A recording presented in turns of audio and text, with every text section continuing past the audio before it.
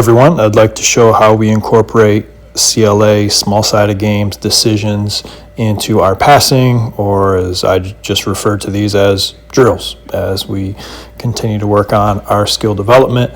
And in this very beginning series, we are simply working on passing and finding a new spot. We have some spots set up out on the court, and coach is walking through how to pass and look for the ball after you basket cut. And the simple requirement here is that players need to pass and then move to a new spot. A big point of emphasis here is communication. We want to emphasize communicating, calling out our teammate's name, and just being loud. A loud gym, a communicating gym is a winning gym. A silent gym is a losing gym.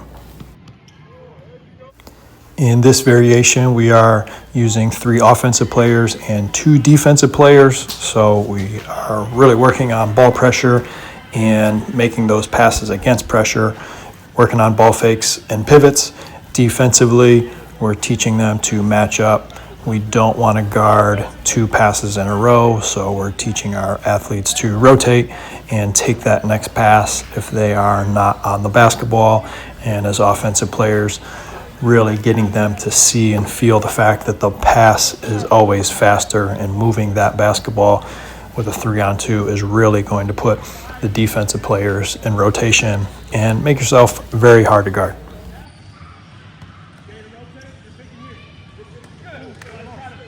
And for many of them, this is only the first or second time doing this drill, and you can see they're really starting to pick it up after just a few minutes.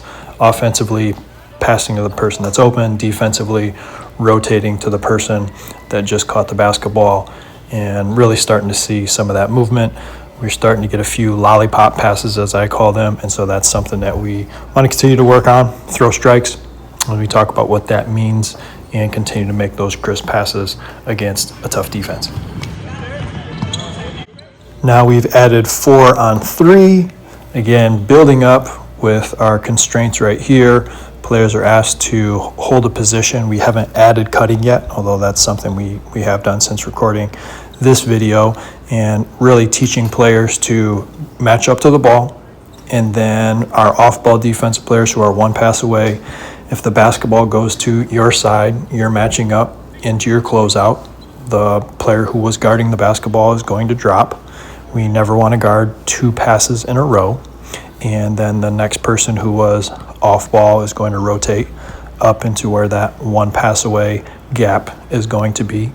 And it's not perfect. There's a lot of things that we're continuing to get better at, but seeing some of that growth over this time has been excellent. It's easy, especially at the youth level, to get used to chasing the ball. So you're guarding the ball, it gets passed to the right, you chase it defensively. So that's something that we're no different than any other youth basketball program. We're trying to get better at those things as well. Now we've added 4-on-4 with 2 on the basketball, passing against pressure, working on reading those 2 off-ball defensive players to make that correct pass, and avoiding our lollipop passes where we're putting too much air underneath the basketball, getting that basketball stolen. Good. Next to it, go back. Over here. I know it's our first time doing these, so it's going to seem a little slower than it'll be if we tried this every time doing it. The point is for you guys, if you're going to make a mistake, make it big. Be aggressive. Go for the steal, see if you can get it or not. Right now, this is practice, okay? Work on throwing a hard pass. Work on using a ball fake and a pivot to get something through. Challenge yourself, okay? Got it? Ready? You guys are up right? And anything with CLA and various small-sided games, you put different rules in place. So a simple one for this one is trying to complete 5 passes in a row without the basketball hitting the ground or getting stolen. And then they would get a point if they completed 5 passes in a row. If the defense steals the basketball, then they get to go on offense, and they try to complete their 5 passes in a row without a steal or deflection. So if you're interested in accessing anything that we have available regarding small-sided games, CLA, more technical, detailed aspects of player development, or anything else from a coaching standpoint from the youth level on up to varsity basketball teams, check us out at coachesedge.coach. Thanks for watching.